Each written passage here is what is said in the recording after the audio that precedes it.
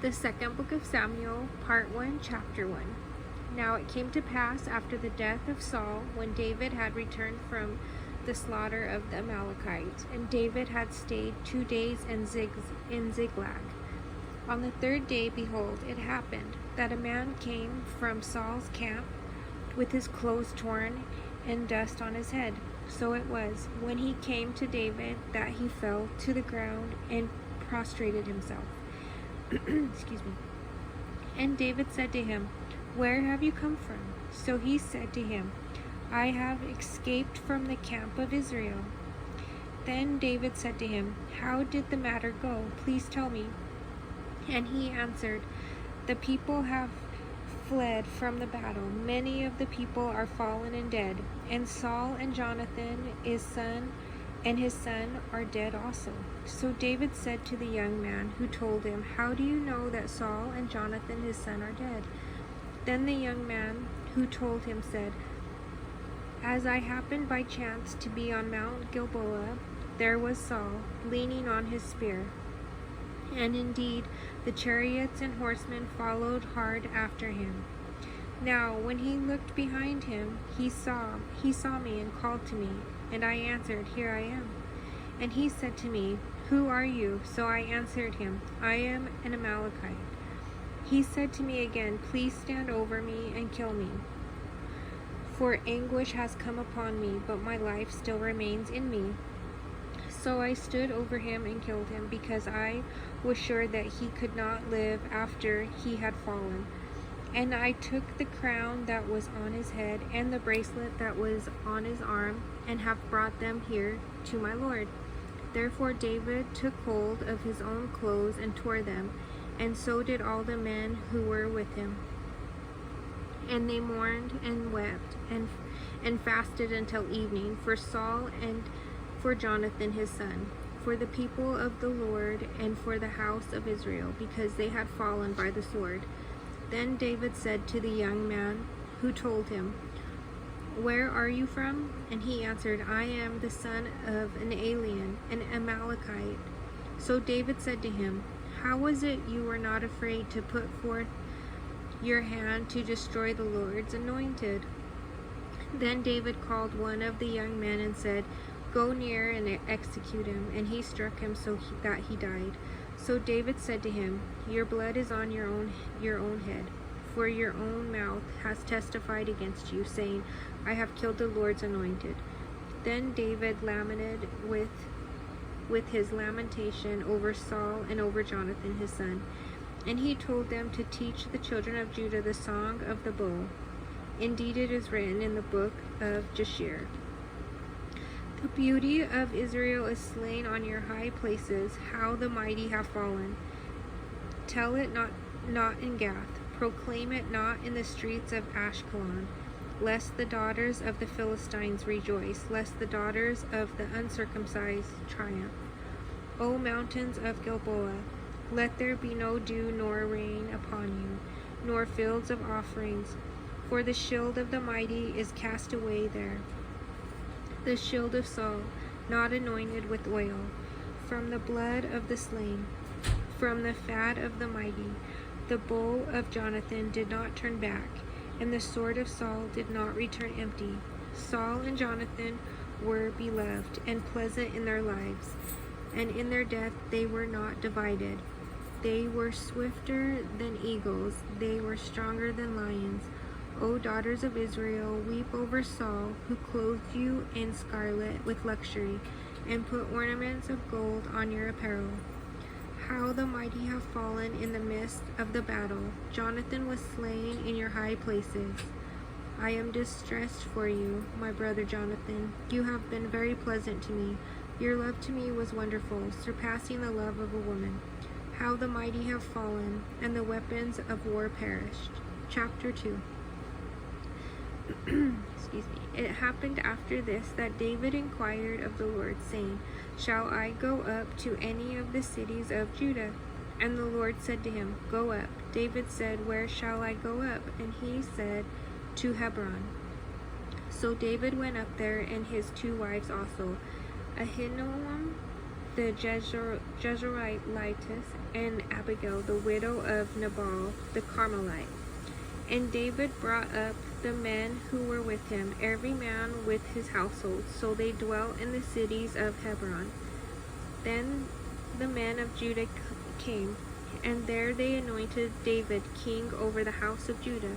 And they told David, saying, the men of Jabesh Gilead were the ones who buried Saul. So David sent messengers to the men of Jabesh Gilead, and said to them, you are blessed of the Lord, for you have shown this kindness to your Lord, to Saul, and have buried him. And now may the Lord show kindness and truth to you. I also will repay you with this kindness, because you have done this thing. Now therefore let your hands be strengthened, and be valiant, for your master Saul is dead, and also the house of Judah has anointed me king over them. But Abner, the son of Ner, commander of Saul's army, took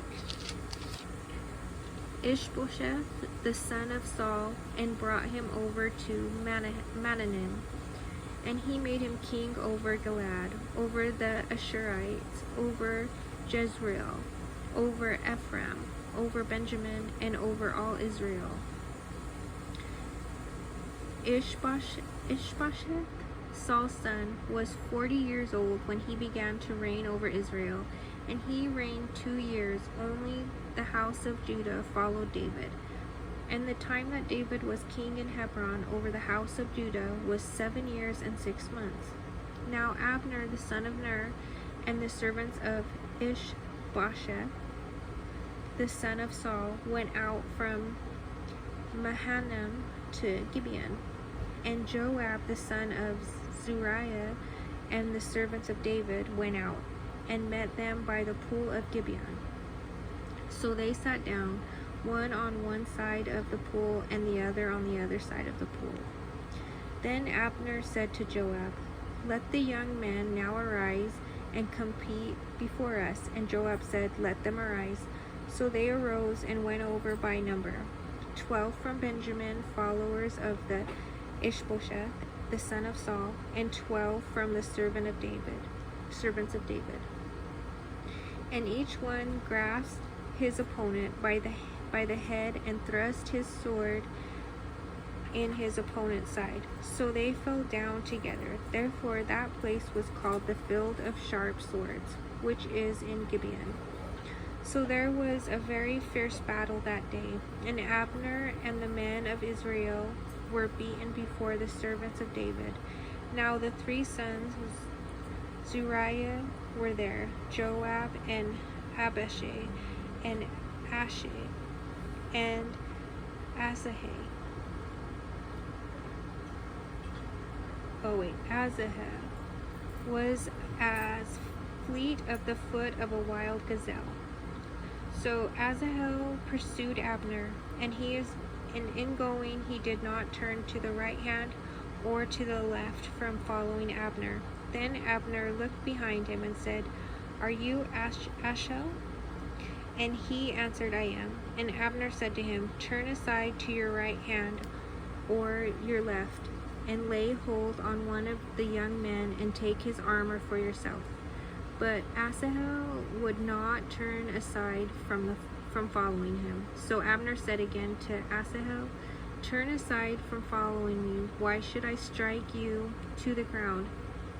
How then could I face your brother Joab? However, he refused to turn aside. Therefore Abner struck him in the stomach with the blunt end of the spear, so that the spear came out of his back, and he fell down there and died on the spot. So it was that as many as came to the place where Asahel fell down and died stood still.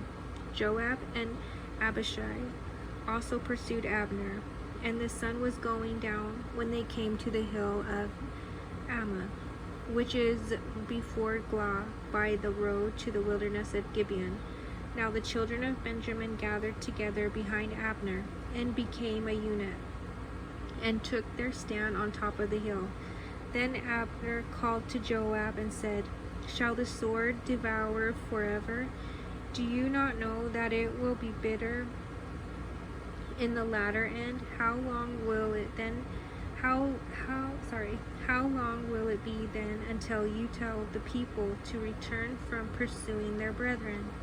And Joab said, As God lives, unless you had spoken, surely then by morning all the people would have given up pursuing their brethren. So Joab blew a trumpet, and all the people stood still and did not pursue Israel any more, nor did they fight any more. Then Abner and his men went on all that night through the plain, crossed over the Jordan, and went through all Bithron, and they came to Mahanaim. So Joab returned from pursuing Abner. And when he had gathered all the people together, there were missing of David's servants 19 men and Asahel. But the servants of David had struck down of Benjamin and Abner's men 360 men who died. Then they took up Asahel and buried him in his father's tomb, which was in Bethlehem. And Joab and his men went all night, and they came to Hebron at daybreak. Chapter 3. Now there was a long war between the house of Saul and the house of David. But David grew stronger and stronger, and the house of Saul grew weaker and weaker. Sons were born to David in Hebron. His firstborn was Amnon by Ahinoam the Jezreelitess. His second, Chileab by Abigail, the widow of Nabal the Carmelite. The third, Absalom, the son of Maacah, the daughter of Talmai, king of Geshur. The fourth, Adonijah, the son of Haggith. The fifth, Shephatiah, the son of Abital. And the sixth, Ithram, by David's wife Eglah. These were born to David in Hebron. Excuse me. Now it was so, while there was war between the house of Saul and the house of David, that Abner was strengthening his hold on the house of Saul. And Saul had a concubine whose name was Rizpah, the daughter of Aiah. So Ishbosheth said to Abner, Why have you gone in to my father's concubine? Then Abner became very angry to the words of Ishbosheth, and said, Am I a dog's head that belongs to Judah? Today I show loyalty to the house of Saul your father, to his brothers, and to his friends, and have not delivered you into the hand of David. And you charge me today with a fault concerning this woman. May God do so to Abner, and more also, if I do not do for David as the Lord has sworn to him, to transfer the kingdom from the house of Saul, and set up the throne of David over Israel and over Judah, from Dan to Beersheba. And he could not answer Abner another word, because he feared him. Then Abner sent messengers on his behalf to David, saying, Who is the land? Saying also, Make your covenant with me, and indeed my hand shall be with you to bring all Israel to you. And David said, Good, I will make a covenant with you. But one thing I require of you, you shall not see my face unless you first bring Michal, Saul's daughter, when you come to see my face. So David sent messengers to Ishbosheth, Saul's son, saying, Give me my wife Michal, whom I betrothed to myself for 100 foreskins of the Philistines. And Ishbosheth sent and took her from her husband, from Paltil, the son of Laish. Excuse me. And then her husband went along with her to Bairam, weeping behind her. So Abner said to him, Go return, and he returned. Now Abner had communicated with the elders of Israel, saying, "In times past you were seeking for David to be king over you. Now then do it, for the Lord has spoken of David, saying, by the hand of my servant David I will save my people Israel from the hand of the Philistines and the hand of all their enemies." And Abner also spoke in the hearing of Benjamin. Then Abner also went to speak in the hearing of David in Hebron all that seemed good to Israel and the whole house of Benjamin. So Abner and 20 men with him came to David at Hebron, and David made a feast for Abner and the men who were with him. Then Abner said to David, "I will arise and go, and gather all Israel to my lord the king, and they may make a covenant with you, and that you may reign over all that your heart desires." So David sent Abner away, and he went in peace. At that moment the servants of David and Joab came from a raid, and brought much spoil with them. But Abner was not with David in Hebron, for he had sent him away, and he had gone in peace. When Joab and all the troops that were with him had come, they told Joab, saying, "Abner the son of Ner came to the king and sent him away, and he has gone in peace." Then Joab came to the king and said, "What have you done? Look, Abner came to you. Why is it that you sent him away, and he has already gone? Surely you realize that Abner the son of Ner came to deceive you, to know you're going out and you're coming in, and to know all that you are doing." And when Joab had gone from David's presence, he sent messengers after Abner, who brought him back from the wall of Sirah. But David did not know it. Now when Abner had returned to Hebron, Joab took him aside in the gate to speak with him privately, and there stabbed him in the stomach, so that he died for the blood of Asahel, his brother. Afterward, when David heard it, he said, "My kingdom and I are guiltless before the Lord forever of the blood of Abner the son of Ner. Let it rest on the head of Joab and on all his father's house, and let there never fall to be in the house of Joab one who has a discharge or is a leper, who leans on a staff or falls by the sword, or who lacks bread." So Joab and Abishai his brother killed Abner, because he had killed their brother Asahel at Gibeon in the battle. Then David said to Joab and to all the people who were with him, "Tear your clothes, gird yourselves with sackcloth, and mourn for Abner." And King David followed the coffin. So they buried Abner in Hebron. And the king lifted up his voice and wept at the grave of Abner, and all the people wept. And the king sang a lament over Abner and said, "Should Abner die as a fool dies? Your hands were not bound, nor your feet put into fetters. As a man falls before wicked men, so you fell." Then all the people wept over him again. And when all the people came to persuade David to eat food while it was still day, David took an oath, saying, God do so to me and more also, if I taste bread or anything else till the sun goes down. Now all the people took note of it, and it pleased them, since whatever the king did pleased all his people. For all the people and all Israel understood that day that it had not been the king's intent to kill Abner the son of Ner. Then the king said to his servants, Do you not know that a prince and a great man has fallen this day in Israel?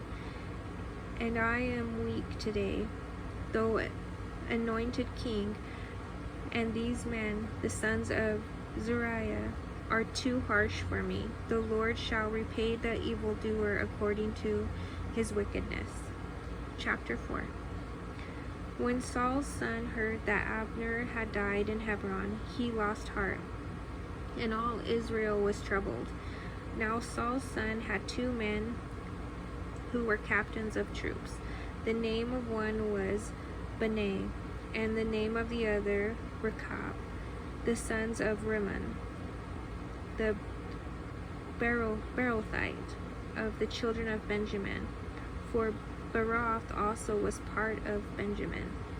Because the Beerothites fled to Gittim and have been sojourners there until this day. Jonathan, Saul's son, had a son who was lame in his feet. He was 5 years old when the news about Saul and Jonathan came from Jezreel. And his nurse took him up and fled. And it happened, as she made haste to flee, that he fell and became lame. His name was Mephibosheth. Then the sons of Rimmon, the Beerothite, Rechab, and Baanah, set out and came at about the heat of the day to the house of Ishbosheth, who was lying on his bed at noon. And they came there all the way into the house, as though to get wheat, and they stabbed him in the stomach. Then Rechab and Baanah, his brother, escaped, for when they came into the house, he was lying on his bed in his bedroom.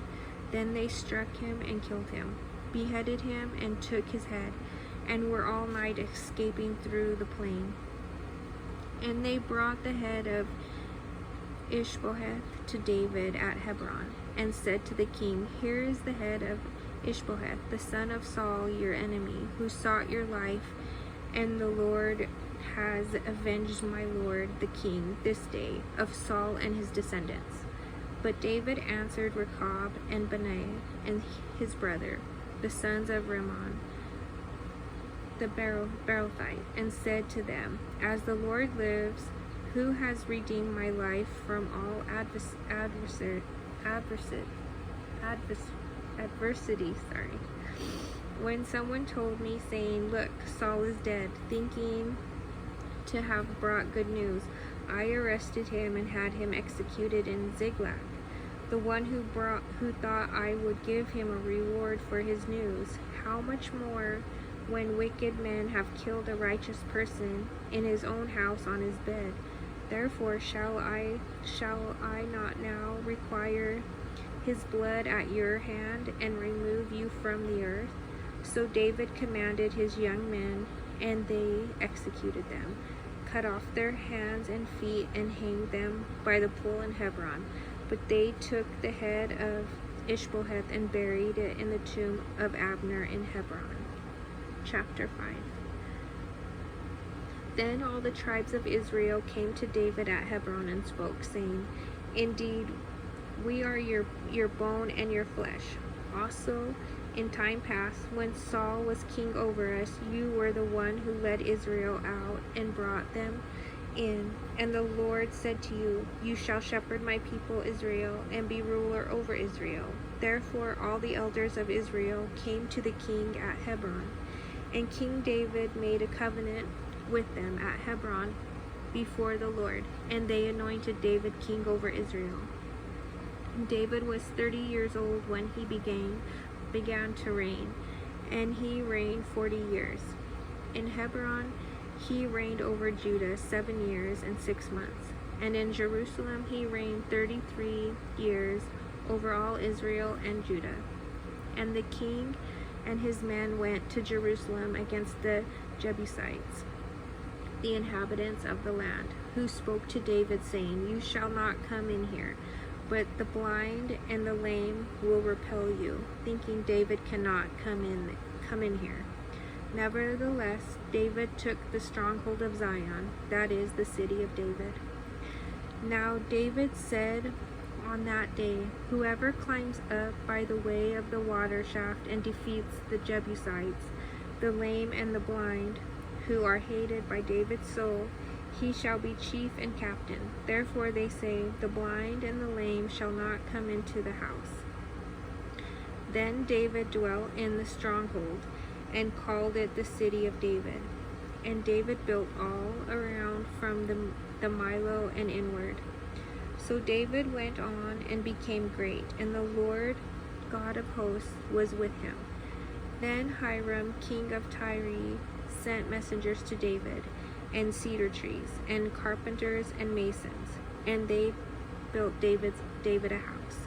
So David knew that the Lord had established him as king over Israel, and that he had exalted his kingdom for the sake of his people Israel.